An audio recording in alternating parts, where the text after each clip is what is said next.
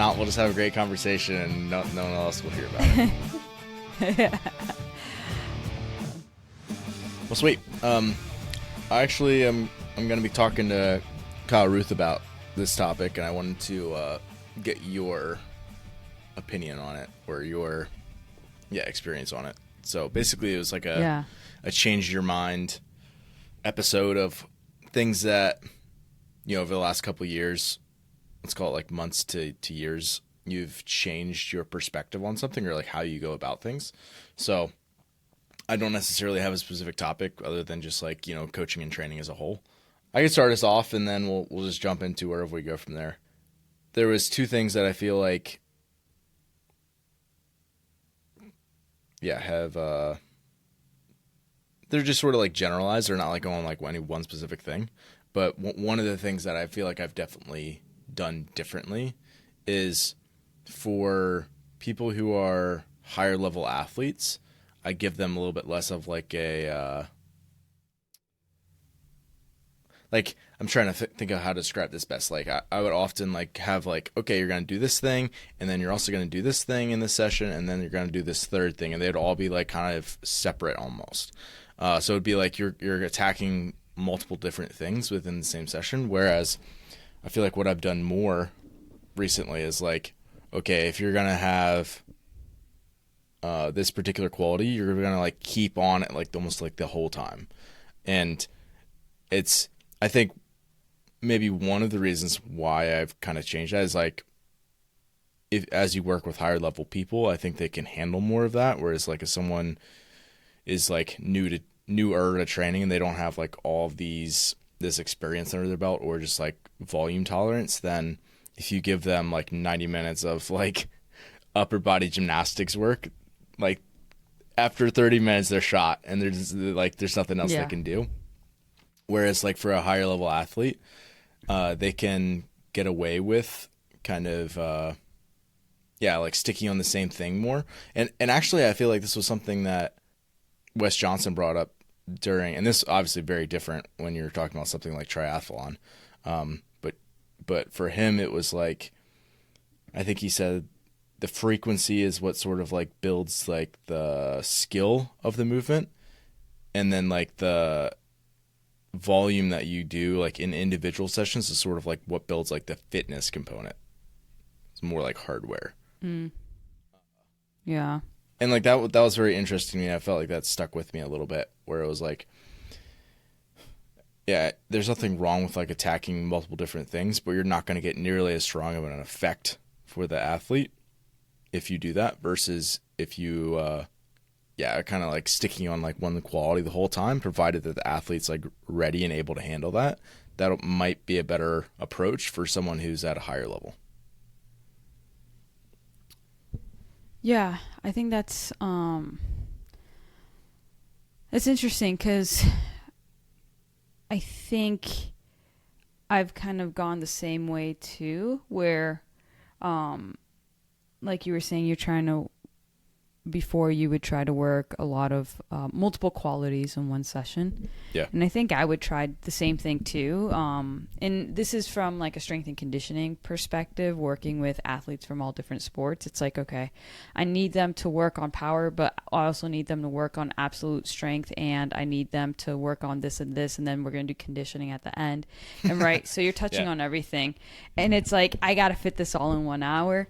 And now it's like, especially with athletes that I've been working with for over a year, I know them better, and I know their strengths and weaknesses. And it's like, hey, like, this is the focus today. We're going to work on absolute strength, since that's really like your biggest weakness and the biggest hole that you have right now. We're going to maybe touch on this stuff, maybe touch on a little bit like power work, but the main focus is going to be that absolute strength. And we're just going to repeat that, over and over again, and really like hone in on that quality versus like skipping around all these different things. And I know there's like, when you periodize, for athletes, there's like different approaches you could take. And a lot of people take a concurrent approach where they're working on multiple qualities at once. And I've kind of steered away from that, like you were saying, and going a little bit more to like, all right, this is a single focus and we'll have small touch points on the other things. But I think with everything that a lot of athletes are doing outside of the weight room in their sport, they're already working these other qualities. So like, for example, a diver is already working on repeated power outputs in their practice. So when they come in the weight room, like, yeah, I want to work on power things because that translates to sport, but they're already doing that over and over again in these long practices. So I'm like, well, I'm not going to double down on that when they've already worked on that. But, you know, if we're looking at developing power overall, we know that force times velocity. So what other qualities can I work to increase that power? Well, force, right? Absolute strength. Maybe look at that to increase everything else. And that's probably their biggest weakness too. Like the biggest bang for their buck is going to be increasing that force output. So, okay, that's going to be the focus. And then everything else, like, you know, we add an accessory work to touch upon other things. But yeah. Yeah.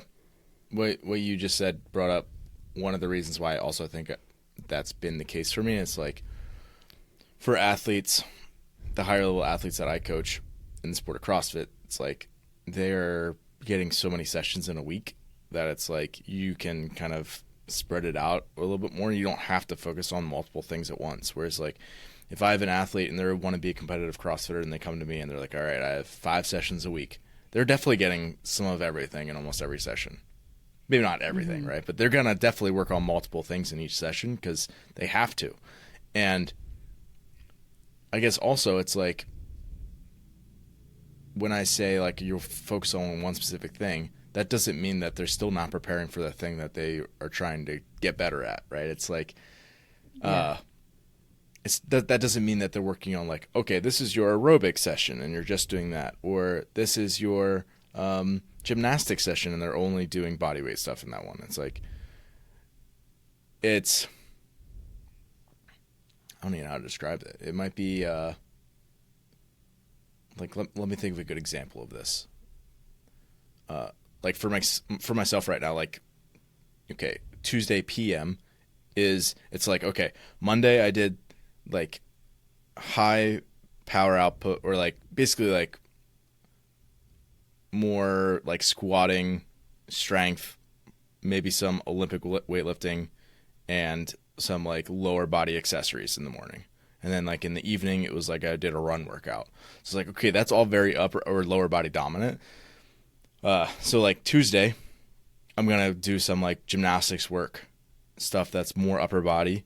And then also like, it's going to be like mixed in with CrossFit because like that's what's necessary because I haven't touched on it yet. So it's like, that's more narrow than if I was trying to do weightlifting and gymnastics and this and that. But it's like, that's still generalized enough where I could be doing, you know, ski erg, ring muscle up, burpee in one sport conditioning piece on one week, and then the next week it could be, you know, toe to bar, rowing, and light barbell snatches or something, right? And it's like, but that still is ultimately like, okay, you're working around the upper body a lot. It's some erg power with some like upper body gymnastics like kind of mixed into it. So it's like, that's narrow enough where you're getting the qualities that you want to work on. So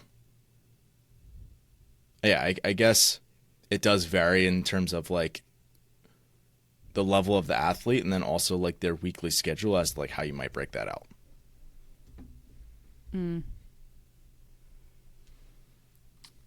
I'm curious, like as you've accumulated years of like coaching and working with people, has your coaching approach changed at all in terms of like, you know, have you become more flexible as a coach when someone gives you feedback, less? Are you pretty much the same? Like, because I know when I first started, like, you know, you create a plan and you're like, this is the plan, and you stick to the plan. And you try to, like, not deviate. Like, you want to stick to the plan as much as possible. And I feel like as time has gone on, like, I've kind of changed in that way where it's like I'm really flexible and it's just like, well, like, the athlete feedback is the most important thing to me, the most important piece of information. And so, and like listening to like the outside factors going on, do they have do they have a stressful time in their personal life currently where it's kind of interfering with the quality of their work in the gym, things like that. So I'm kind of curious on your approach, if that's changed. Yeah. Maybe it depends a little bit. Like, I think I'll be, if I'm being honest, like, if there's times where athletes have things that were, like, clearly preventable and things that they had on their calendar ahead of time that are getting relayed to me last minute, I'm either frankly, like, maybe a little annoyed by that, or, I mean, just honestly, it's like a waste of my time, right? It's like, just because you didn't know your schedule, now I have to, like, rewrite your design. Like, I will do it, but that's annoying. Like, if I'm being honest, right? Because now I have to do your work twice. And this is, like, something that you knew ahead of time.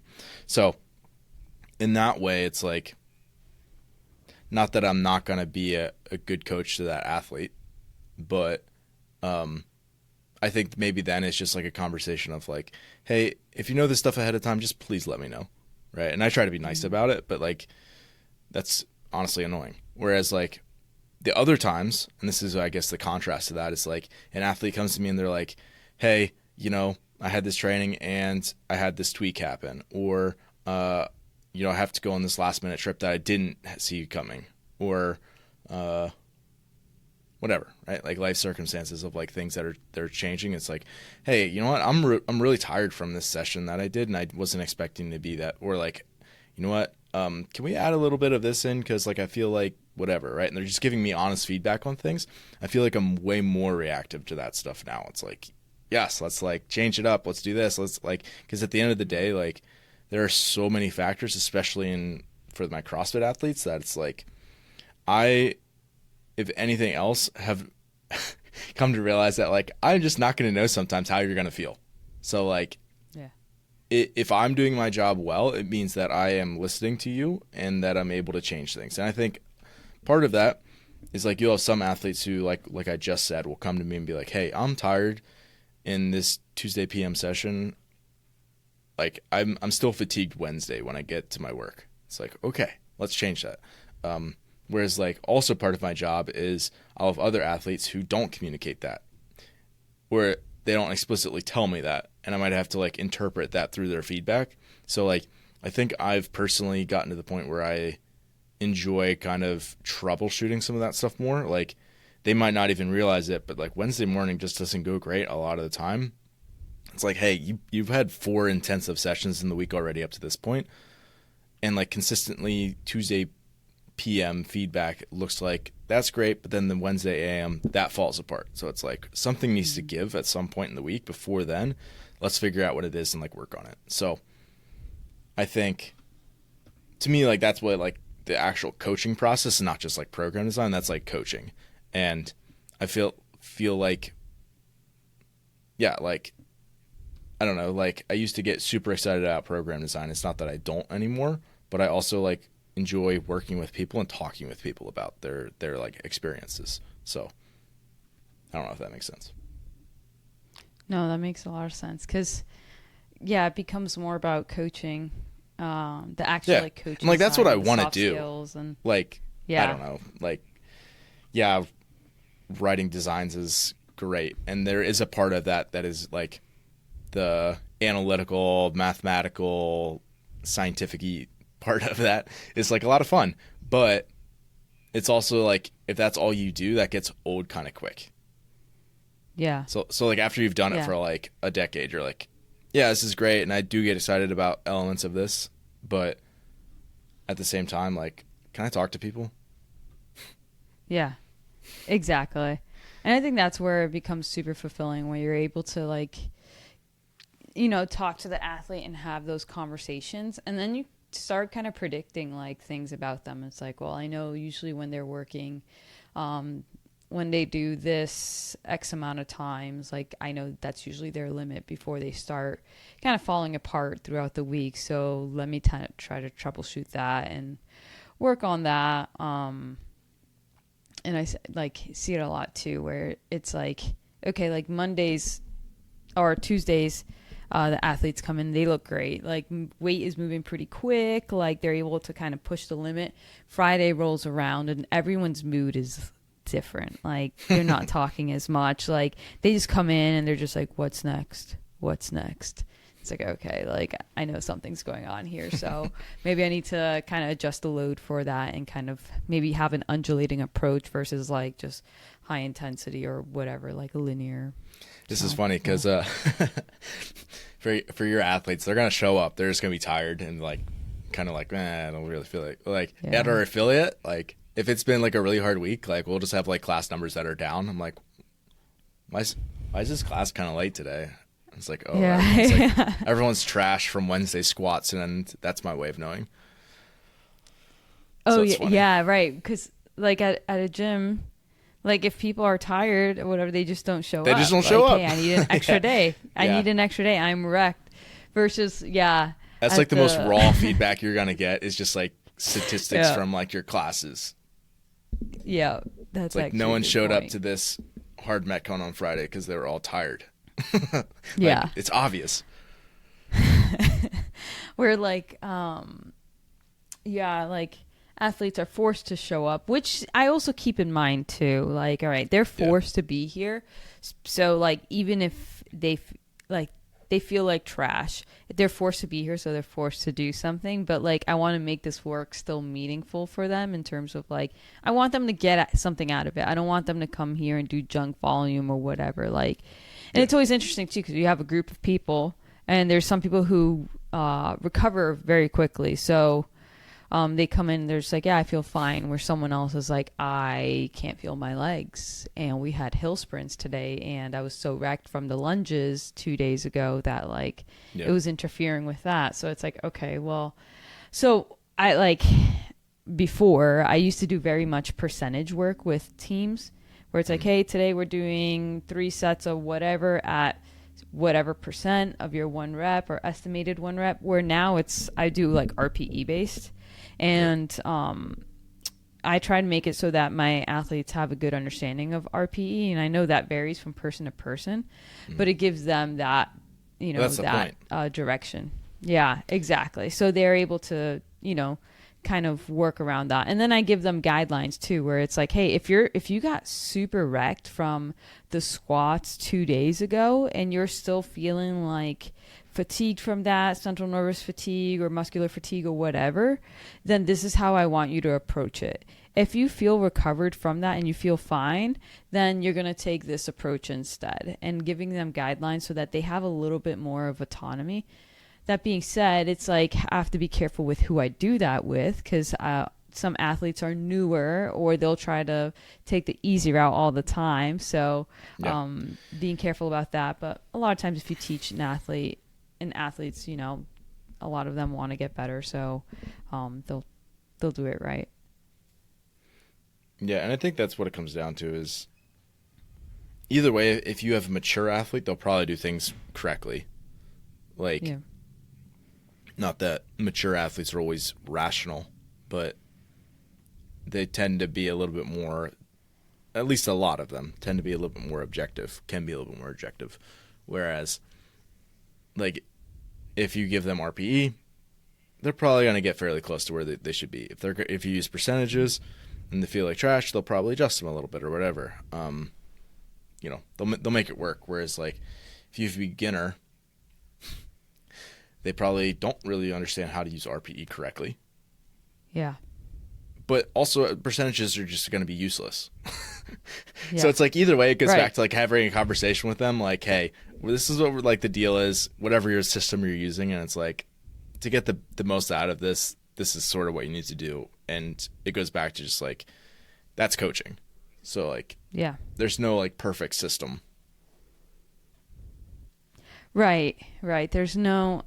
And like, with percentages, it's like if someone's new to Olympic lifting, right? Like percentage work is really not going to be the greatest because like they could only snatch their technique is so trash that because they can snatch 110% today.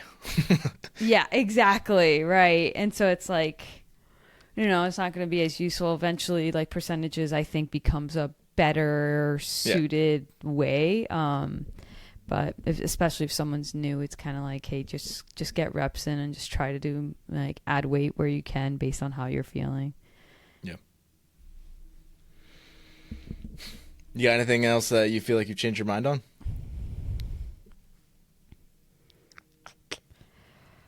Yeah, I think one thing, and this is like for myself and for a lot of athletes I work with too, personal training and athletes for a specific sport, is the amount of volume needed to accomplish what I want to accomplish. So, and I think naturally I'm someone who likes volume.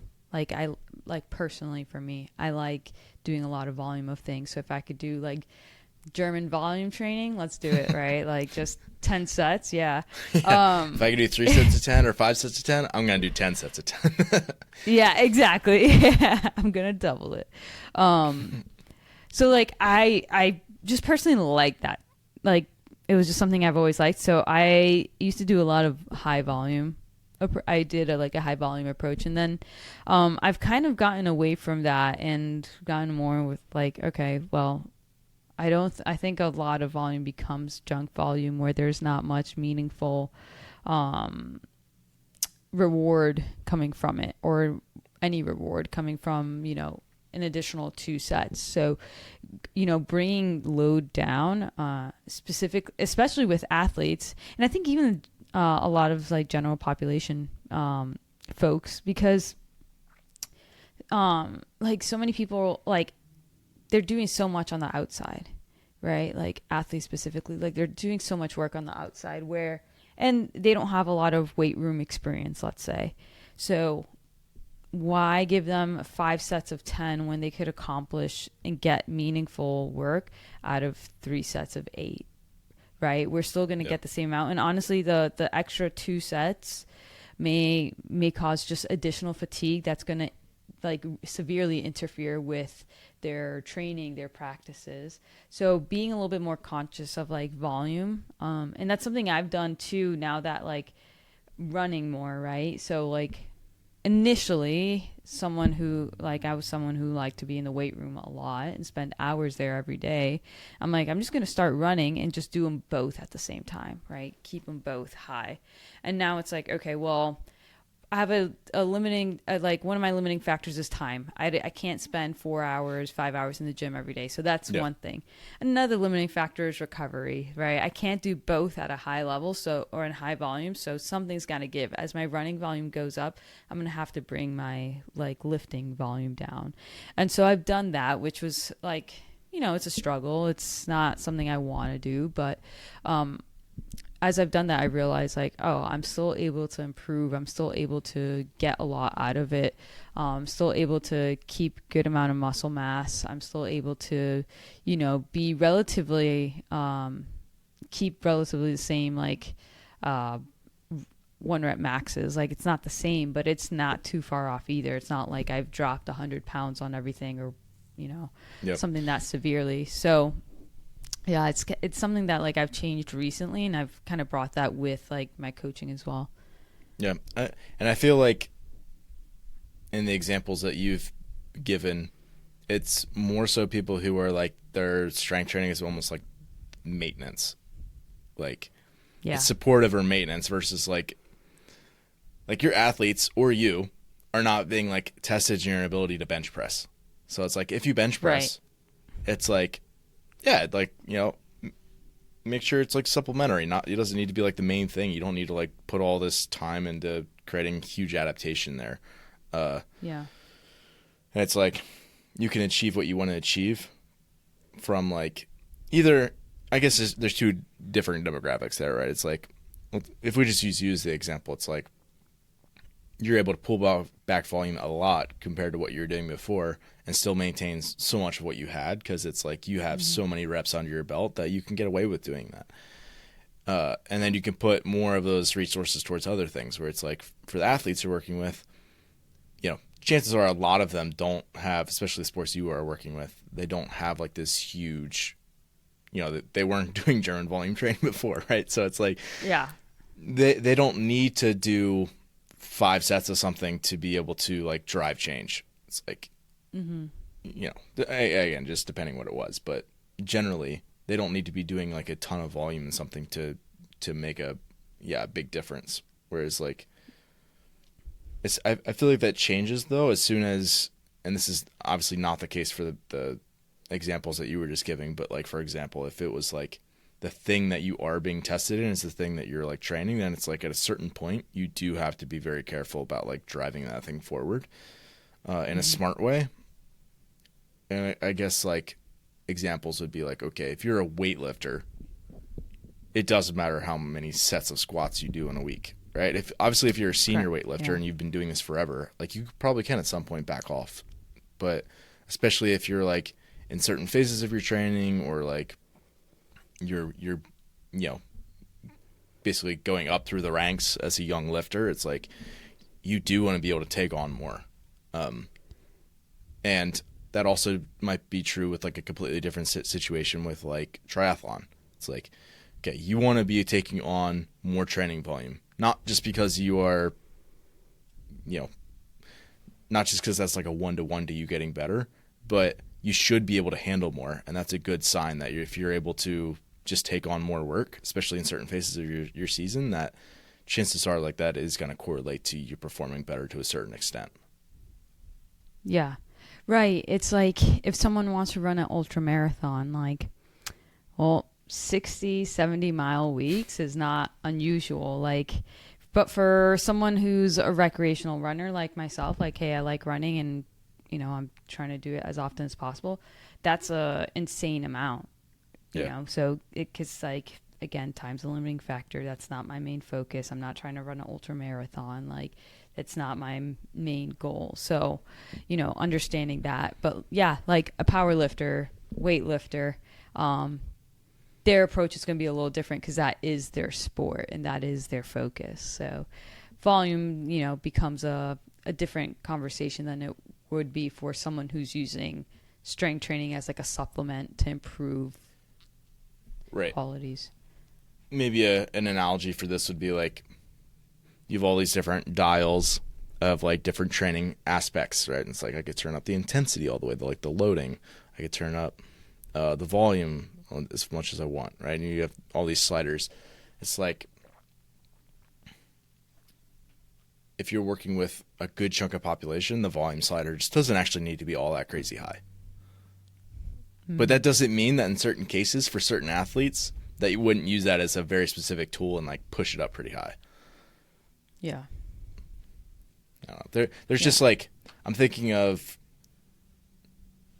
like over the years of me coaching specifically CrossFitters, there are certain situations where I have been maybe a little bit afraid to like turn up that volume dial, especially like, okay,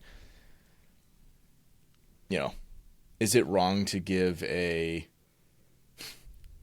I don't know, 19-year-old female athlete 10 doubles at 90%? I guess it probably depends who you ask, right? But if they're doing it and they feel good and their lifts are going up, right, and they're not having compensations that are like, they're not dealing with like joint stuff, or they're not dealing with chronic fatigue or like overtraining symptoms, it's like, hey, maybe you keep pushing them. But like obviously like that's like an extreme example, and like most people aren't going to fall under that. So it's just like there's so many like what if cases, like, but there's that one scenario where like, oh yeah, you can run 100 miles a week because you're 20 years old, or you're a professional runner, and it aligns with your goals, and you can do it. So you say you shouldn't. I think that's the interesting part about coaching, like all kinds of athletes and people, because you'll find some extremes, and there are just some things where you're like, I wouldn't, like, you can look at another coach's program and you're like, that's an insane amount of volume, or I would never do this, that the intensity is way too high. But you don't know what that athlete is capable of. Like, there are just some people who are just so, like, they respond to volume, they respond to super high intensity. They're like, if I were to give them to stay within the normal parameters of like an average athlete, like, they're not the average athlete. They can handle so much more. And it's like someone who's like, oh, hey, like, I'm doing 100-mile weeks. Like every week I'm running over 100 miles. Like that's absurd. But there are just some people who can handle that and they respond well to that, and they're trying to be as extreme as possible in preparation for their ultra marathon, whatever it is. So that's the one thing I've learned is kind of like, hey, like you can look at a program, but you don't be too quick to judge, because usually there's some type of story behind it and some type of approach. Yeah. I always find that interesting. So last year I had an athlete come to me, and this person was like very average athlete and wanted to get stronger, had some other goals, but they were a competitive CrossFitter. And they were like, I wrote the first week and they're like, hey, I want more Metcons in here. And I was like, I said okay. And I think I might have added like one extra conditioning piece somewhere that was like low key. But I was just like, no. Like, and I was like, hey, this is why we're capped out, and I'm not giving you any more. This year I had an athlete come to me, and I looked at their previous training, and it was just insane with the amount of volume that they were doing. And I built out their first week, and I kept very close to that amount of conditioning in throughout the week, which was a lot, way more than the other athlete was doing. It's just like, sometimes, like, I don't know, like, and it's even hard for me to articulate, like, without being insulting what was different about these athletes. But it's like, sometimes, like, when you have the person in front of you, it's just like my gut and like my intuition and like my experience tells me like this is what you need. Like if I would have given that other athlete like all the conditioning they asked for, they just would have been so weak that it wouldn't even have mattered, right? Or like they wouldn't have improved in like the strength the way they needed to. Whereas like this other person, it's like, I think you're doing this not because you actually are being insecure about your fitness level. I think you're doing this because like you actually can handle it. So like, let's keep a good chunk of that in. Yeah. Yeah, there's always I think a lot of times what I've noticed is, especially as I've gotten more to like the minimal volume approach with a lot of people, is they're just like, that's it. It's like, well, it shouldn't be that's it, because if you did it at the correct intensity, you know, you would be like, okay, that's good. Like I don't need to do more sets. Because that's the point with like the low volume that approach that I'm taking, is kind of like, hey, like this may be low volume, but like you're taking these pretty high. Like there's a high intensity with this. It's not like, hey, you're just going like RPE 6 for 3 sets of 6. Like you're going RPE 8 to 9 for that. And if you feel at the end of it's like, that's it. It's like, we missed the mark here. And maybe I need to better communicate that. I get that a lot though with a lot of CrossFit athletes, is like if they don't see enough Metcons, they're just like, because they're used to going to class. A lot of times when people go from group classes to individual programming, they're like, wait, like I was doing Metcons every day at group classes. Like where is that? Yeah. It's that, I think. It's also like almost every like blog program. You're kind of, and that's, I think it's also the reason why they are that way is because that's what drives sales, I think, to be honest. It's like people, if people don't do like hard conditioning, you know, and they say they're doing CrossFit and they don't do that on a essentially daily basis, they're probably just going to bounce out of the program, to be honest, because like they think that's what they need. And to be clear, there are definitely people who are in that bucket. It's just not nearly as many as they think. It's like I have people who really should be breathing hard and doing like pretty challenging metabolic work, like, you know, 8-10 times a week at least. Whereas I have other people, it's like, if you touch that like 3 times a week, you are good. Like you don't need to be doing any more. Let's put the resources somewhere else. Right. So I just think that's a matter of like class environment, plus like the best athletes are doing a lot of conditioning. So there's that like trickle down. Yeah. I think maybe like in the running world, it's also just like, that's probably just like weekly mileage is like the stat to like throw around. Like, yeah, I'm running 80 miles a week. Like, congrats. Like, what's your 10K time? Well, hour and a half. Yeah. Like, I don't know. Like, I think some people just they're slaves to insecurity in a way. Yeah. Because I think at the end of the day, like, that's Right. what it is. Like, if I don't breathe today, like, am I going to get out of shape? It's like, if you're a really confident athlete in your abilities, like, you're like, hey, I'm a great athlete. Like, if I don't breathe hard today, am I going to lose my conditioning? Like, no, I'm working on something else. Right. Yeah, people love the whole breathing hard, feeling like your soul is crushed. And if they don't get that, it's like, did I even do any work? Yeah, but right. And that's the issue is, like, Yeah. they think that, but, like, I don't think they actually think that. Like, you don't actually love being smashed every day. You just think you need that to to fulfill whatever's going on, or like, Yeah. Yeah. so it's like someone who's overtrained, I don't know, like, generally I don't think they actually want to go train. It's just like this sense of obligation that, or fear, or maybe it's a little bit of, like, one of those scenarios where it's like, I only feel good when I train sort of thing, which is, again, it's dysfunctional, frankly. Yeah. No, 100%. I think, sadly, a lot of the population is like that. Yeah. I mean, I'm sure we've been both there. Yeah. Yeah. Definitely. Yeah. So, I mean, that's not me, like, saying that I'm better than other people, because I've personally dealt with that quite a bit. Like, I don't feel like training today, but I'm gonna do it anyway. And, like, not in, like, there's a way to do that in, like, a healthy way, where it's like, you know what, I don't get to do, as a human being, I just don't get to do what I want to do all the time, and it's good for me to go train, even though I'm being a lazy person right now, so I'm gonna go do it. It's like, okay, that's actually a good thing. But there's other times where it's like, you know what, you're actually not being soft, and if you're honest with yourself, like, you probably are a little bit overtrained, and, like, you probably should be good for you to, like, take a rest day, but, like, no, like, I got to keep working hard, sort of thing. That mentality,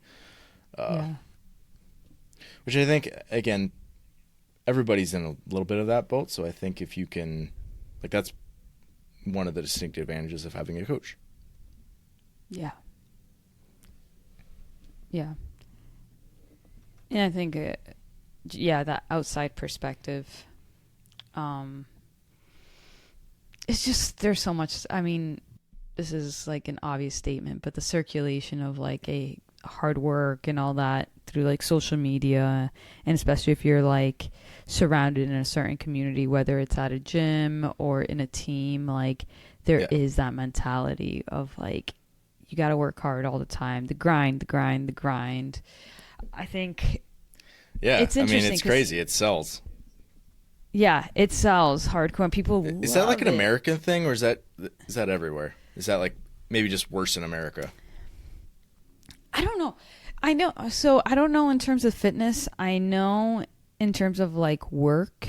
Yeah. That's an American thing. I remember it was one of my first times, like, working as an adult. I was working at a lab, and the professor was, like, he was Russian. Everyone else, so the principal investigator, the professor, was Russian. Everyone else was, like, Asian, some sort of Asian, right? There was, like, some Koreans, there were some Vietnamese, Japanese, whatever. And we would have group lunches, and we'd go out to lunch, and lunches would be, like, 4 hours long. We'd go to like, an Indian place for lunch, and then after that, he's like, let's go roller skating. We'd go roller skating, and there was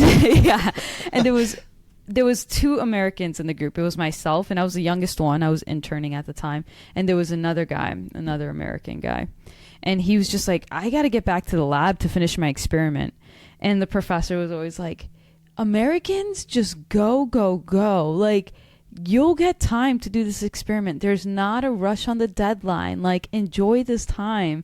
And he was like, just, slow down. He's like, it is just such an American thing to go, go, go. And he was so like relaxed, and the rest of the team was too. Like, they show up to the lab at 10.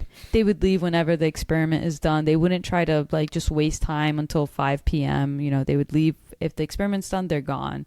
And I always found that interesting. I was like 20 at the time, 21. And I'm like, it's so interesting. And so, and then I've noticed that everywhere I've gone is like, it is very go, go, go. Military, it's like, you have to be there at 6 a.m. and you're staying there till 5 p.m., 6 p.m.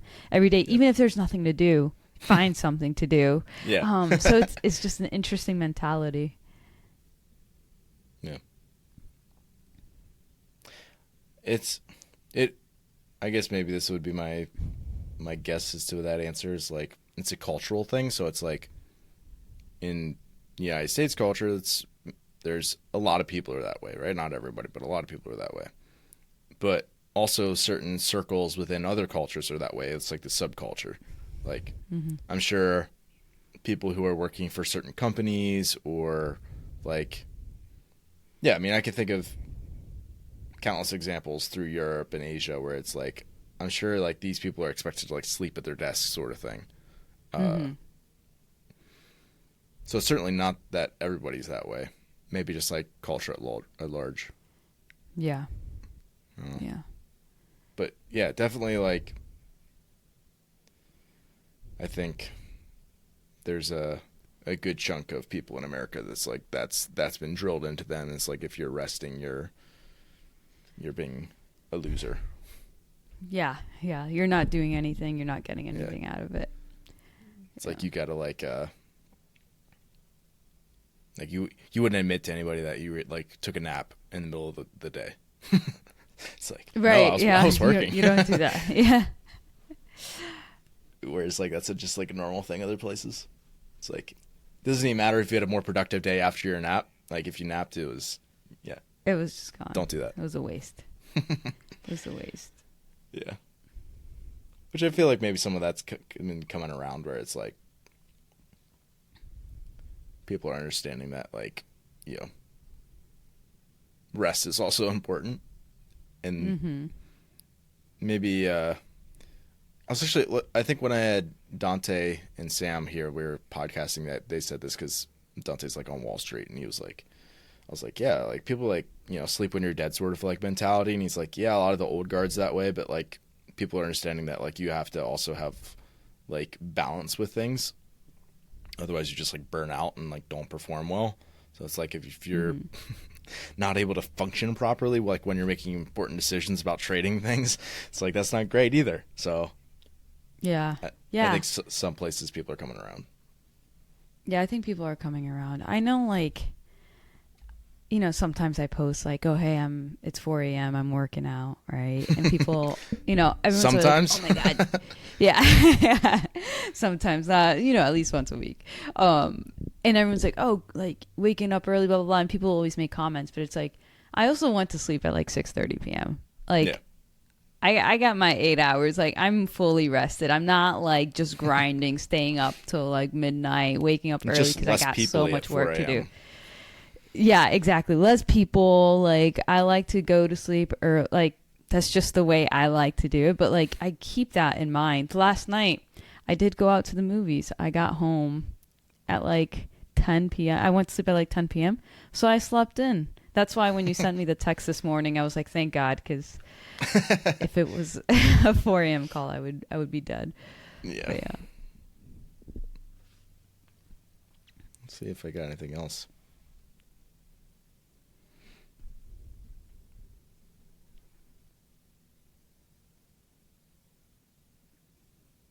Yeah, I feel like this is kind of related. This will, I guess, be my last one. It was like, one of the things I feel like I've done differently or changed my mind on is, and this maybe goes back to what I said originally, which is like, when I touch on something, and especially in a higher level athletes program, I give them like a rather strong touch of it, rather than just like sprinkling in different things that are all just sort of not having a strong training effect. And I also think like from a maybe, yeah, joint health, um, movement work, warm up protocols, it's a little bit less of a, like a shotgun approach and more like tailored to like specific athlete needs. So it's like, and I think that's a couple of things. Like one is, I think I've just seen that, you know what, this is just like not necessary for some people to just do like these non-tailored things. And it's, if it's not necessary, then it's just like a waste. Something else could be in there or nothing, you know, just go do something else. Um, Yeah. and then it was also very much like I trained a lot of my athletes like I like to be trained. Like, oh, I like these types of warm-up drills. I like these types of, this style of conditioning. I like whatever, right? And like to a degree, like you're always going to have that bias as a coach. Like obviously you're going to write things that you think are effective. And one of the reasons why you might think they're effective is because they have been effective for you. But I also think that there are people who are very different demographics than you. And if you want to be a good coach to everyone and not just the people who are like very much like you, then you have to like mature in how you think about programming for those types of athletes. And again, I guess my point that I'm getting at here is like, for me, I feel like it was a little bit less just like, here are some general things that you should be doing that have been successful for a wide variety of athletes. And it's like, hey, let's like drill down and like find the things that are like going to move the needle for you specifically through like your feedback to me and through like conversations about like that specific thing so that we can find what's most helpful. And then rather just like then like rotating through like a bunch of like a big list mindlessly, let's just stay on that stuff. Yeah. I think touching on the point of that you mentioned like warm-ups that work well for you, and so like you give that to your athletes because you're like, hey, this worked well for me, I like it. I think that's one of the good things about being a coach who kind of trains as well, because things that work well for you, so you provide that to your athletes with the expectation of like, hey, it worked for me, hopefully it works for you. But there are some approaches I've taken too recently where I've started like teaching athletes different things where it's like, for example, my warm-ups are very like minimal, non-existent. Like I don't like warm-ups. Like I just kind of just do like a few things and I'm going after like 2 minutes, versus other athletes like a little bit longer. And sometimes they like some neuromuscular stuff. Some people like, static stretches. Some people foam roll. Some people need a little bit more of like some aerobic component to get like blood flowing. Some people like a combination of everything. So one thing I try to do is I try to teach them like all of these different things, these different tools that they can use. And then it's like, all right, from there, you have everything, see what works for you. I know how I like to warm up, but these are all other proven tools that other coaches use that I've seen be effective for other people. You decide how you want to warm up based on how you're feeling and what you like. Does that change at all based on like experience level of the athlete? I guess the reason I asked that question is like, for me, I feel like if I had an experienced athlete, like if I was coaching you, for example, I'd be like, like I'd probably ask you as to like what things you think should be in there, and then like based on your feedback, tweak it a little bit, but like keep it largely the same. Versus like if I have someone who's new to training, it's like, I don't really care how you feel, bro. Just do this. Yeah. like I can't trust how you feel yet. Almost, I don't know. Yeah, I think that plays a big role in it, right? It's like if someone's unexperienced or you haven't worked with them yet, it's like just try this out and try this out for, X amount of weeks, and we'll see how once like X amount of weeks you got that under your belt, then feedback becomes a little bit more like valuable in a sense, and you'll start taking it a little bit more seriously. But if someone's new or very low experience, or let's say you just don't trust them as much for some reason, it's like I'm going to try to have a little bit more structure and say in what they do. Yeah. Have you ever had an athlete, like, I'm sure you have. Let me rephrase this a little differently. It's like, oftentimes, younger people, or just like lower training ages, let's say, they like haven't like gone through like the subculture of like knowing how to say things in a way, like the feedback, like the way you normally hear it. Like for my CrossFitters, they'd be like, "Oh yeah, I my back blew up in this workout, and then like things fell apart." And they're like, "Okay, what that means is generally they were working really hard, and they had a bunch of low back occlusion. They got a bunch of like a lot of blood in the area, and like basically the muscle stopped working correctly." And that's usually what people mean when they say that. So like I kind of know what they mean. Whereas like some people will say something that's just in their feedback that is like they'll describe it in a way that's just like completely different, and I'm like having to like figure out what they actually mean when they say that. I'm trying to like oftentimes it's like related to like muscle fatigue. They'll be like, "Oh my gosh, like I was doing this set and my muscles were so sore," and I was like, yeah. like, what? like I know you're not getting DOMs in the middle of your set. So are you talking about like metabolic pain? Like you have to like tease out like what they mean when they describe certain things like that. I'm trying to think of other good examples. Or they'll say something that is like, "Oh, I felt it here," as if it's in like a painful way, and I'm like, "No, you're probably just feeling it there." Like you're like how you're supposed to. Like if they feel anything with their back, it's like, okay, well that is a back exercise I want, and like your low back is a part of this movement, and I'm glad you're feeling it there because that was the intent. But if they feel anything in their lower back, it's like red flag, because we all know low backs, are very sensitive, whatever. That's a great example. It's it's like automatically red flag, and it's like, no, that's literally what we're trying to work on here. But if they feel anything in their low back, they're just like, "Oh my God."